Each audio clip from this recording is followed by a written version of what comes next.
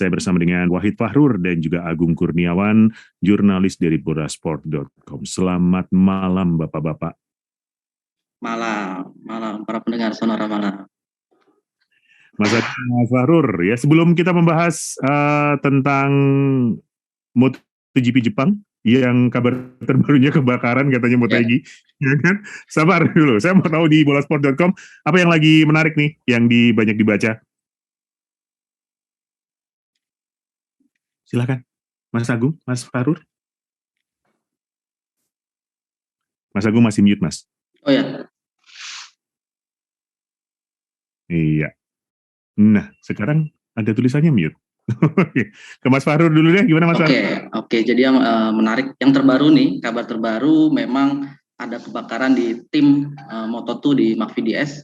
Itu posisinya di tengah-tengah di antara paddocknya punya Aprilia sama Suzuki. Di tengah akibat ya korsleting listrik. Jadi ya para petugas pemadam sekarang lagi mengatasi masalah tersebut. Tapi untuk memang persaingan di papan tiga besar ini memang sangat menarik karena selain 17 poin tadi, ada sosok pembalap yang lagi ambisi-ambisinya gencar-gencarnya merebut kemenangan, yaitu pembalap Gresini Racing, Enea Bastian ini. Kita tahu Enea Bastian ini tampil impresif di 2 balapan terakhir dan juga kembali mungkin berpotensi untuk meraih kemenangan lagi nih di Motegi, karena dia juga secara menyatakan menolak membantu Bagnaia nih, mengawal Bagnaia, istilahnya tim order demikian. Jadi Enea Bastian ini pasti akan mengacaukan misi-misinya masing-masing Fabio Quartararo untuk mempertahankan keunggulan dari Bagnaia itu 10 poin, dan juga bisa mengacaukan calon rekannya sendiri nih, Bagnaia yang sedang menuju mengejar Quartararo yang 10 poin lagi. Ya. Oke. Mas Agung menambahkan? Sudah nyalakan suaranya? Enggak ada suaranya, Mas Agung, gimana dong? Ya sudah, sambil ditunggu. Mas Fahrur, kembali ke... Nah, ini dia sudah bunyi. Halo. Gimana, Mas? Yes, si Motegi yang kebakaran tadi sempat disinggung sebentar soal Mas Fahrur. Bagaimana keseruan di Motegi mendatang? Gimana? Apa tanggapan dulu di awal nih? Mas Agung seperti apa? Sebenarnya ini Motegi ini peluang lebih ke Ducati ya. Karena sebentar Mas. Oke, baiklah. Udah.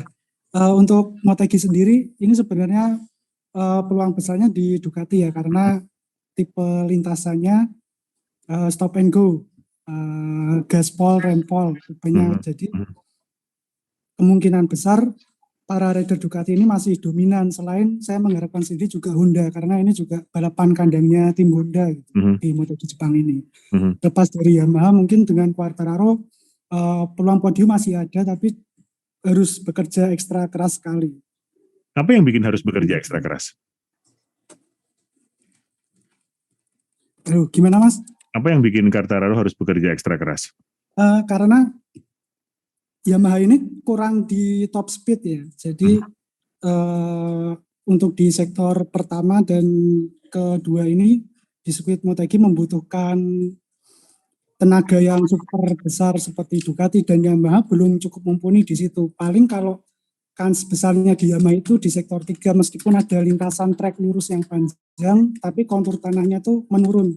Dan ini juga berpotensi mengacaukan speed Ducati karena membutuhkan stabilitas untuk memacu motor yang lebih mumpuni lagi. Jadi setelah sektor ketiga itu 3 tikungan terakhir itu juga berpotensi menjadi milik Yamaha dan harus dimanfaatkan secara baik untuk Quartararo atau rider Yamaha lainnya, seperti yang kejadian di tahun 2019 di mana Quartararo waktu itu masih di Petronas Yamaha SRT.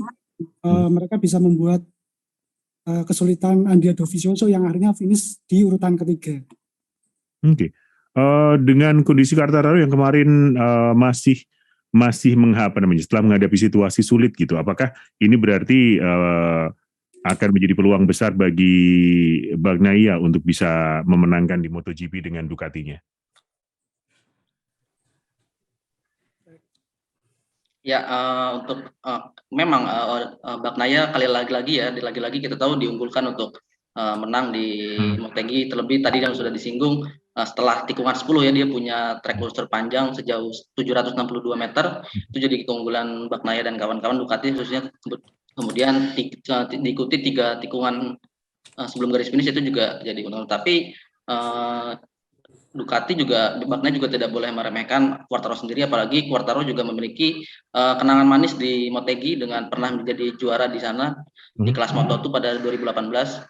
Kemudian melanjutkan tren apiknya di Motegi, podium kedua sebagai status rookie itu juga cukup menjadi pertimbangan ya, karena mau sudah mungkin lebih banyak 5 balapan terakhir ini dia selalu finish di belakangnya Bagnaia. Jadi mau nggak mau Quartararo harus bekerja keras ya untuk setidaknya minimal bisa naik podium lah, kalau ingin posisi pertamanya di peringkat papan atas masih aman ya.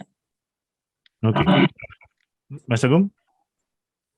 Kalau saya melihatnya justru ancaman Peko ini di Bastianini sih sebenarnya. Oke. Meskipun dia pakai sama-sama Ducati, tapi Bastianini ini benar tim yang berbeda, dan juga masih punya peluang untuk championship di musim ini ya dengan 48 poin, dan dia juga saya melihatnya itu lapar sekali sih Bastianini ini.